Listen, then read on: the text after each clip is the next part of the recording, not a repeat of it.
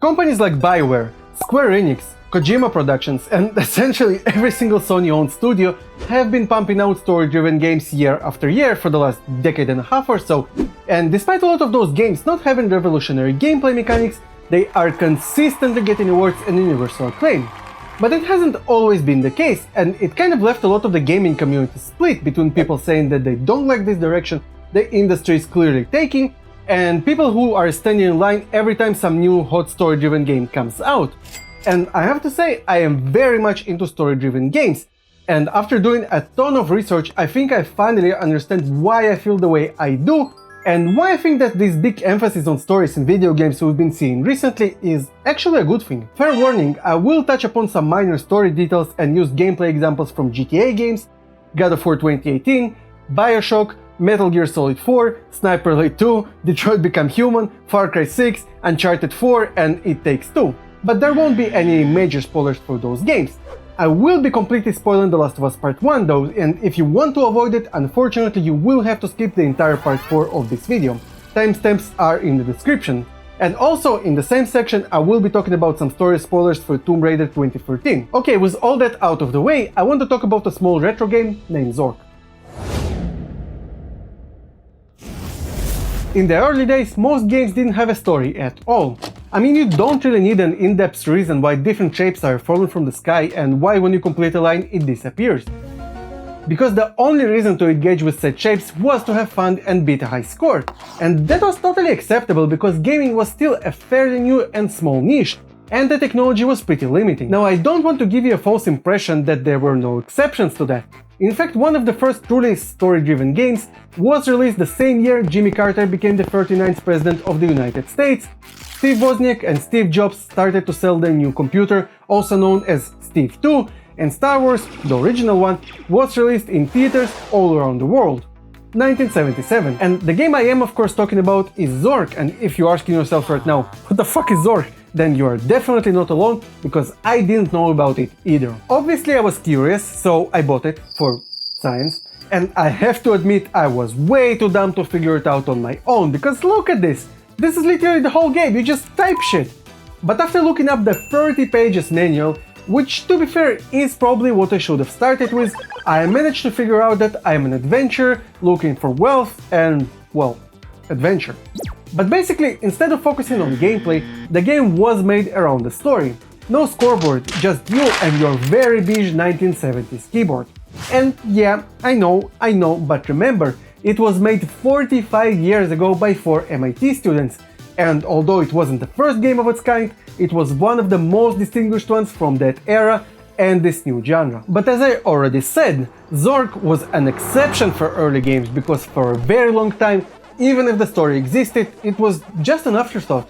Something that developers would come up with only later in the development cycle to give an excuse for the gameplay and further motivate the player to engage with said game, in addition to the scoreboard. For example, in the original Mario, you have to save Princess Peach, and this is why you go around and murder innocent turtles all over the Mushroom Kingdom. But we don't explore the psychological struggles of the princess in captivity, or how Mario battles his demons as he slowly realizes that as his journey progressed, he became the very thing he swore to destroy. And it's fine, because it doesn't need to do that. Rescuing the princess is just an excuse for doing platforming, eating mushroom, or abusing turtles. Even later games like GTA 3 suffered from the same basic problems. Grand Theft Auto 3 was revolutionary in every sense because it gave the players an overwhelming sense of freedom, like no other games were able to before. The main focus was to let players mess around in an open world and have fun. Yes, there was a story about Claude who was betrayed and sent to prison by his girlfriend or whatever, but the thing is, as a player, I didn't care about any of the characters or their motivations, at least not deeply.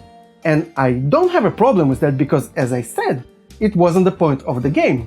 Not to mention that the main protagonist was silent, which might theoretically help in being able to project your own personality on him, but I felt extremely disconnected.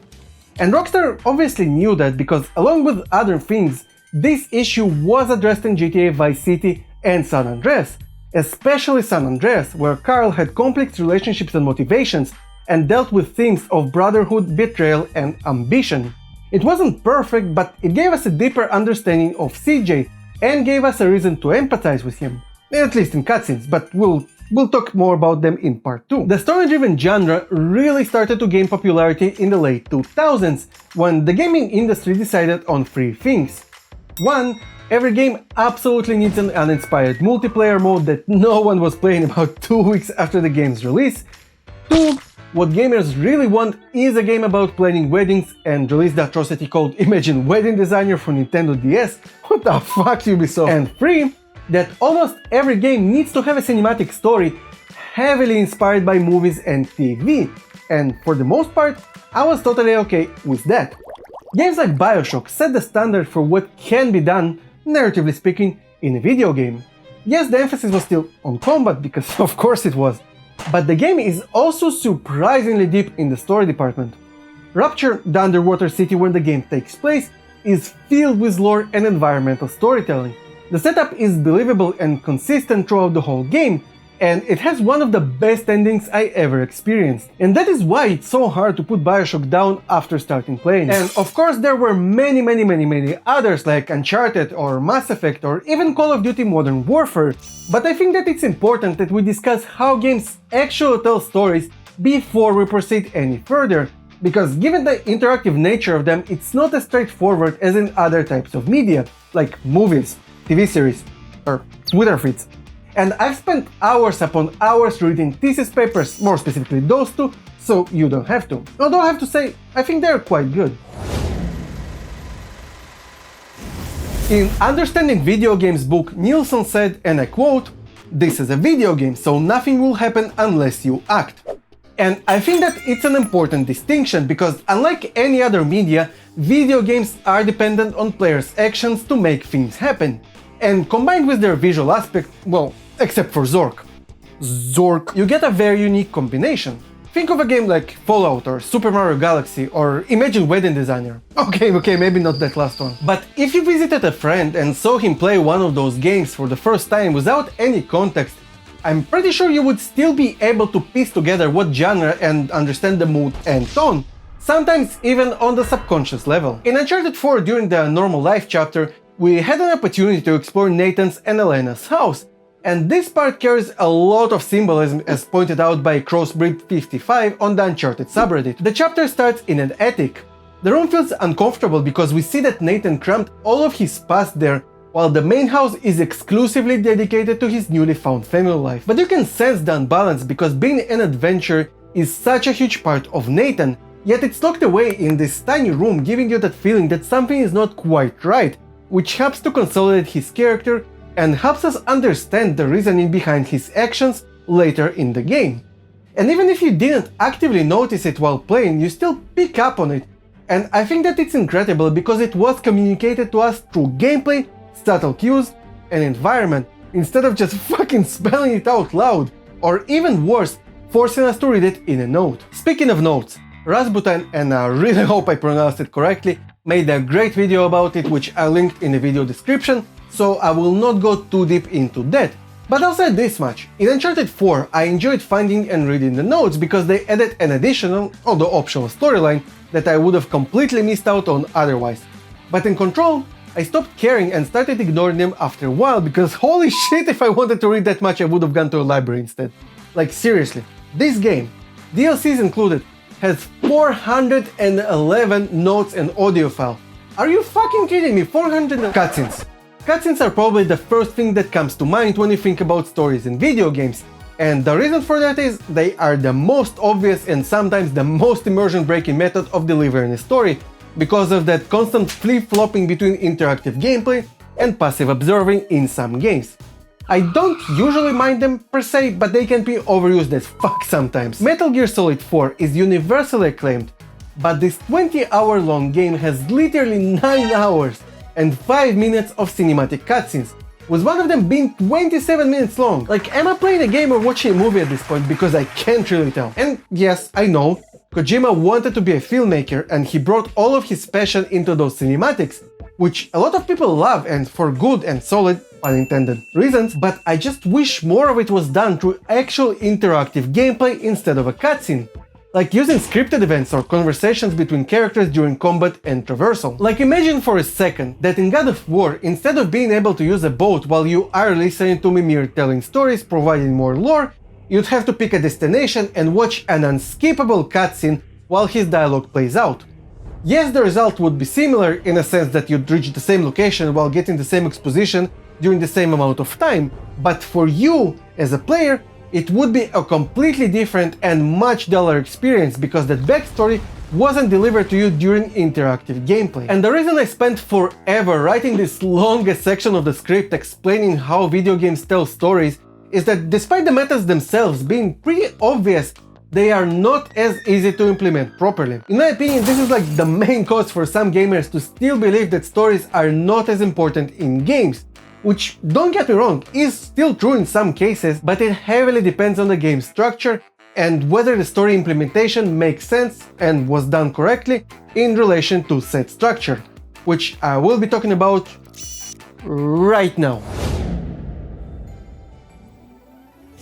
There are 4 structures that are considered to be mainstream in game development, and if I missed any, make sure to yell at me in the comment section, because there is about 100% chance that I did. The first one I want to talk about is a string of pearls, and it basically means that the story bits, aka pearls, are connected by strings of gameplay, and you, as a player, will experience those sequences in the order they were designed to be experienced. Nice way to complicate the linear game, right? A game that comes to mind is Sniper Elite V2, and although there are a ton of other games with a similar structure, I want to talk about this game specifically because A, it's like the most basic example of a decent linear game I could think of, and B, because there's only so much time I can spend replaying games for any given video, and I just happened to finish it a couple of weeks ago. But first thing first, I want to make something very crystal clear. I really enjoyed it. The gameplay was fun and super satisfying, so if you are into stealth-focused third-person shooter games, then you should definitely give it a try. But does it come to mind when I think about my most beloved games? Not really. And the reason for it is very simple. Let me explain. When the mission starts, you get a voiceover narration of what it is you're supposed to be doing. You get dropped into the mission where you can choose if you want to take the quiet approach or just barge in like it's a fucking Call of Duty. And by the way, my recommendation would be to play it on the highest difficulty because it pretty much takes away the second option, forcing you to sneak around and take out enemies from afar, you know, like an actual sniper. But regardless, you get to your objective, watch a cutscene, shoot whoever it is you're supposed to shoot, and escape. Rinse and repeat. And it's not necessarily a bad thing because I like shooting bad guys in super cinematic ways as much as the next guy, but my problem was that I didn't care for a second about why I do what I do. It was basically, well, the game told me to go there and kill this dude, so I did. Like again, I did really enjoy it, but it's not going to be one of those games I will randomly think of like 10 years from now and decide to replay it on a whim. What I'm getting at is, yeah, not every linear game has to have a story because it can work without it in certain circumstances, but those games pale in comparison to those that actually have interesting and compelling motivators and characters, at least for me. The second structure I want to talk about is a branching narrative, and the definition of a branching narrative is games like Detroit Become Human. The whole game was made with the story in mind and crafted around it. You, as a player, have to make choices that affect the outcome, because depending on your decisions, your experience and my experience will be very different. At least in the story department, because the gameplay is taking a back seat. Even Quantic Dream, people who fucking made it, call it an interactive drama instead of a video game, and yeah, I agree. It's not a bad thing if that's what you're looking for, but you will not be engaging with super in-depth gameplay mechanics like in Witcher 3, and you will never feel fully in control because pretty much all you will be doing is picking dialogue options and performing quick time events. Fortunately, the story is great and your choices actually have weight, in contrast to games like The Walking Dead, which only claims to do that, but in reality, I just wish there were more things for me as a player to participate in. I think that just like in early games where the story was an afterthought, a lot of the games from this category suffer from gameplay being an afterthought, so they never reach their full potential. Just like me in an amusement park. And by the way, this was my awful attempt at doing a segue to the next structure. In games like GTA, you have a variety of missions, side missions, and activities that you can choose to participate in or not participate in at any given time, and mostly in any order you choose, i.e. amusement park. And it's amazing because it gives the player that freedom of choice. But the downside of that structure is that it's very hard to build a compelling story for those types of games, since you can't really anticipate in which order the player will choose to engage with said story. Mind you, it's not impossible because those games exist, and I think that The Witcher 3 is a great example of that, but other games fail in bringing the world and characters together. Like in GTA 5, Michael is an ex-criminal with an interesting backstory of how he made a deal with an FBI and went into witness protection. Witness protection for what? No one was convicted of anything. Sorry, Matt. But what I am saying is there is a lot to his character. Or Franklin, who is this ambitious guy who had nothing and wanted to build a name for himself. And when you're watching the cutscenes or listening to dialogue, they're believable until... yeah, until I control them. Then they're just mindless psychopathic killing machines who don't care about killing civilians without any reservation or mercy at all.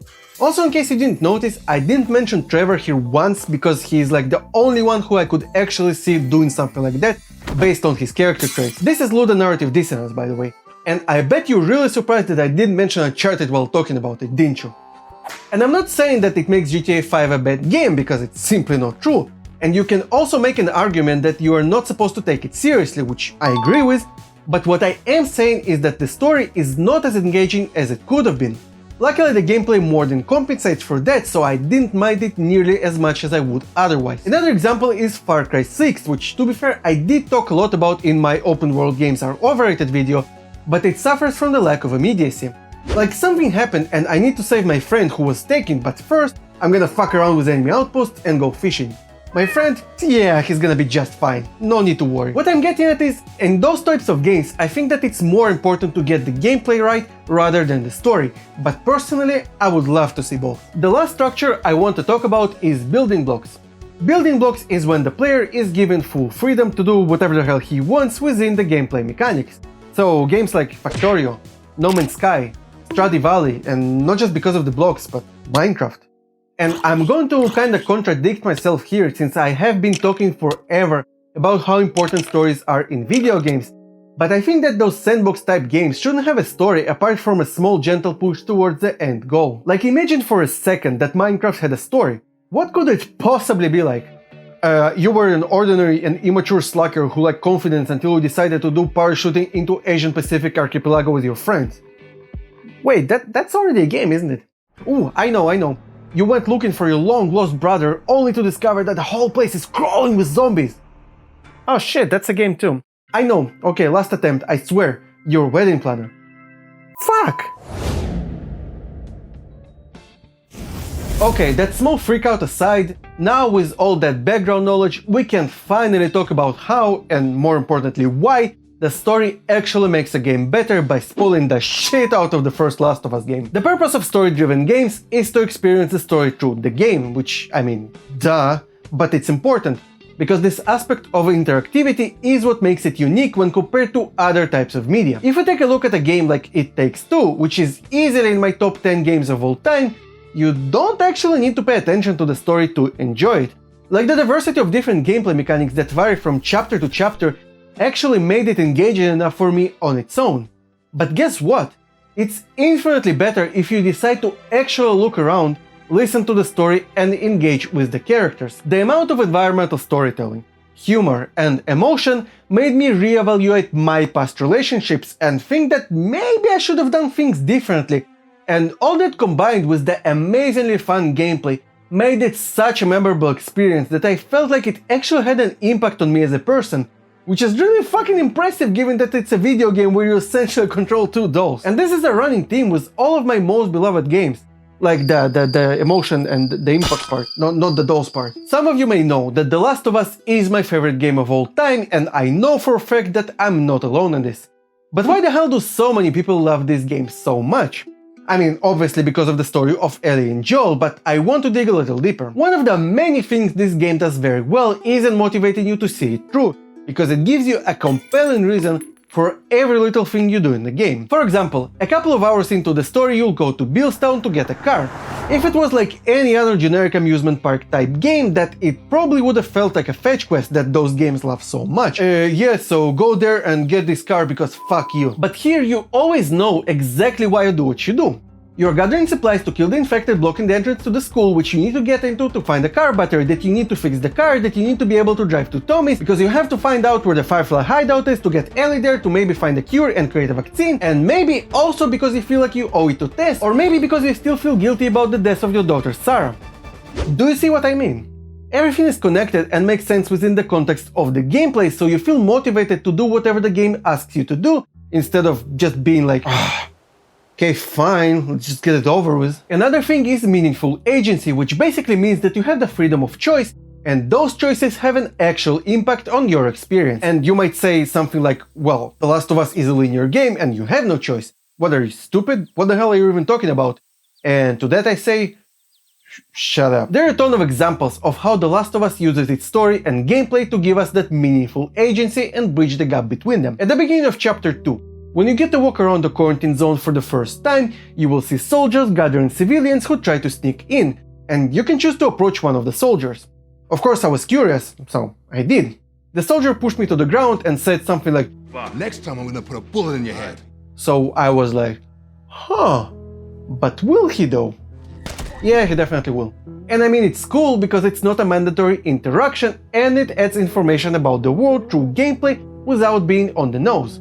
Now you know that the military is not fucking around and will kill you without hesitation if you step out of line. Another example is shiv doors you can find in the game, and to open them you need to use up a full shiv, which is one of the only things you can use to kill clickers quietly.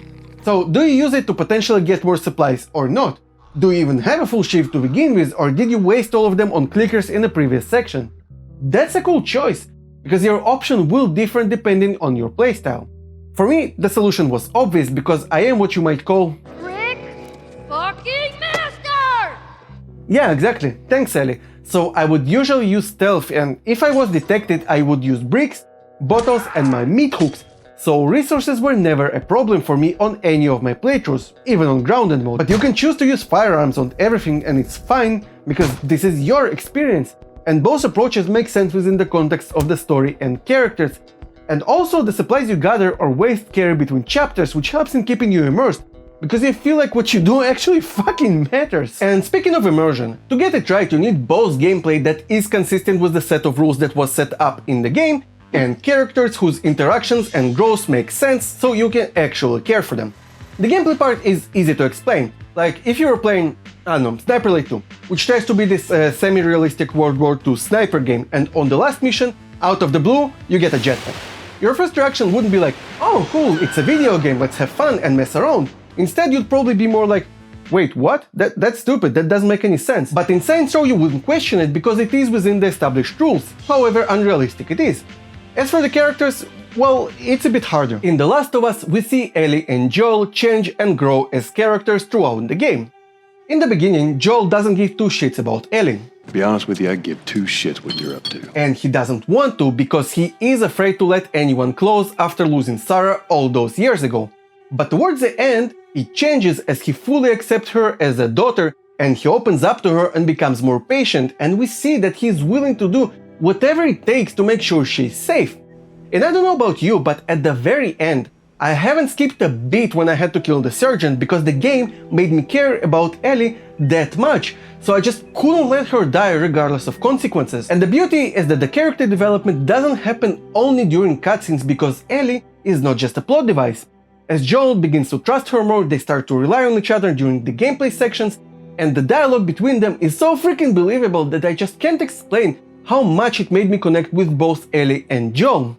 And again, because it was consistent with the gameplay, it made me fully immersed, unlike any other game where the story is minimal or non-existent. Like in Tomb Raider, which clearly attempted to get me to care about its characters, I didn't give a damn about any of them, because they felt like they were there just to move the plot forward.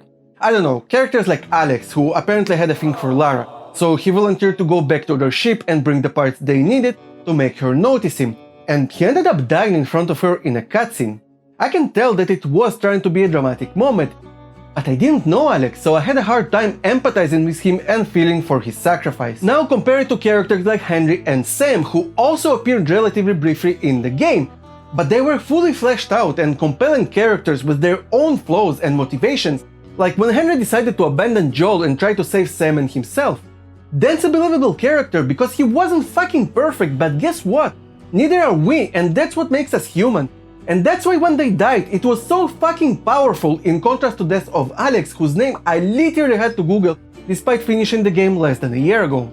I guess what I'm trying to say is, yes, games can be fun without a compelling story, but I want games to be something more than that. I want them to be memorable, and I want to be able to feel something and not just say, oh, so that was fun.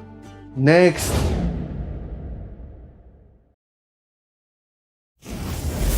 A little while ago, I saw a video made by Anthony Birch, who I found out about while binging Nakey Jakey. He was talking about why video games simply being fun isn't enough, and despite him releasing it way back in 2009, I think that it's still pretty relevant.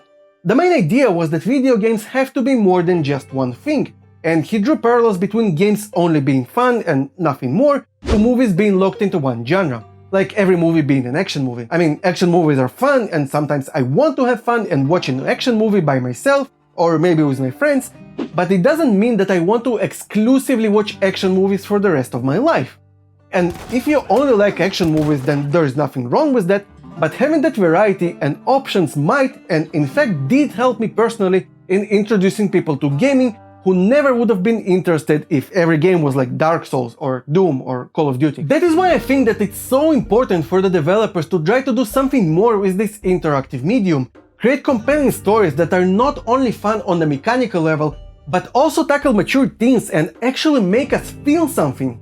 And I'm not trying to say that everyone needs to try to shoehorn a story into a game when it doesn't make sense, because no, it's dumb. There should be games that aren't just mindless fun, but what I am trying to say is that stories in video games are a lot more important for the future of gaming than some people think, and they're probably the main reason I still play as much as I do. And by the way, one of my favorite gaming genres is horror, which I firmly believe to be a lot more effective than in other types of media, which is exactly what I'm talking about in detail in this video, and you should totally check it out. Big thanks to my Patreons and channel members for making those videos possible, and thank you for watching.